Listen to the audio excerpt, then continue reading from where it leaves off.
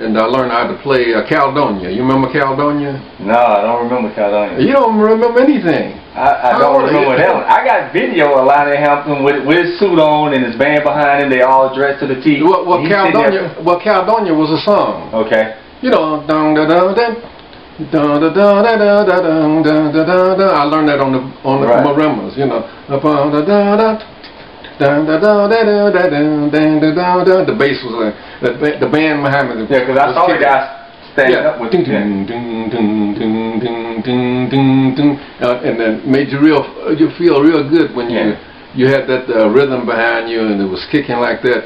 But I won first prize that night. Is that what made you decide you wanted to do music after that, or did you? No, I already wanted to do music. You already knew that. So, but I got on that amateur hour and I won first prize. And the same band that was playing behind me at this club that had the amateur hour, I later joined that when I became older. When I was around about 21 years old. I joined that band because they had a hit record out called Tenderly. The band was called Lynn Hope. Okay. The Lynn Hope Band. And I joined him after college. I went to college for about a year and a half, but around Cincinnati I learned how to write music by being out with a fella, Frank Foster was his name. Okay. He later he was the one that took over the Count Basie orchestra when Count died. But we were good friends back in high school, and I would always go out with him to different places. We would go out and see people like Lester Young, tenor saxophone player, and Fats Navarro, and a whole lot of other popular horn players and rhythm players, and he would always have arrangements under his arm. He was about 19 years old, but he was writing charts, and I was always with him, so I learned a lot from him. And then he showed me how to put ideas on paper. I had a lot of ideas, but I didn't know how to write them down. So he taught me some music, and showed me how to. Showed me the value of different notes and everything. Right. And then I went on to learn how to write music, myself. Right. And then he gave me some pointers on how to make arrangements, arrange things for like an orchestra or something like that. Mm-hmm. And so I started off arranging things like for, not really arranging then, I would write melodies out for different groups that I played with. Right. But back in those days, there was a music called bebop. Bebop music, and just Charlie Parker and all them, Dizzy Gillespie. Know about Dizzy. Yeah, and Miles Davis and and people like that, and Milt Jackson. They played bebop. So back then there were a lot of groups out, the rhythm and blues groups back then. Also, a lot of jazz orchestras. Mm-hmm. and Erskine Hawkins and people like that. Right. Well, I told you like Lonnie Hampton before, and then there were jazz players like I told you, Bird, Monk, Thelonious Monk, and played piano, and Bud Powell and people like that, and also there were people like a young saxophone player, Johnny Griffin, from Detroit, and when he came out around 1949, boy, he took over the whole jazz scene. Wow. They called him the Little Monster. He played some sax, and then him and Eddie Lockjaw Davis got together and hooked up and playing, like as a duo. And boy, you talking about some good saxophone playing. And there were a lot of other saxophone players too, like Lester Young.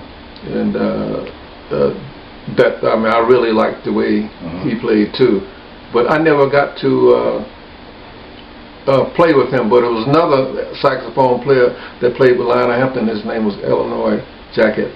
I got a chance to play with him. I think it was around 1959. Okay. And at the same time, I was playing with Lynn Hope. So I played with a lot of different musicians, and I had the opportunity to sit in with Bird, you know, Charlie Parker. But at the time, it was up in Boston. See, we were playing on the same bill, and they had this amusement park. One stage would be over here, another stage over there, and the other stages, they had stages all over the place with different bands in it. So the one next to us was Bird, you know, Charlie Parker, and I asked, cause he could hear me playing when we played our set, because he wasn't playing, he was just sitting there at that time. He was especially sitting there because at that time his leg was broke, you know, and he had a cast on his leg. But I asked him, could I sit in with him? And he said, yeah, I can sit in. You can sit in with me. But my vibraphones was, you know, I couldn't get up on the stage. The stage that he was playing on was too high, and I would have to lift those vibes up there, and it was too much of a struggle. So, but I did get to meet him there for the first time, and then I knew him from later on. I saw him a lot of times when he was in Philadelphia, and met him at the Blue Note and everything. So I was around those kind of people, you know, and also there were a lot of Willie Bobo and people like that, Mongo Santa Maria and other places, because we all played on the same bill, and it was real nice. Out of all of those people, if it's any of those people, who was your biggest influence to take you to the next level? Lionel Hampton? Lionel Hampton, when I heard him in 1946. Right. Because you went from a jazz background to the heart and soul of the Philadelphia sound. Yeah. Which that was a different type of sound that, you know, from when I hear the OJ's, I don't hear a lot of jazz in the OJ's music.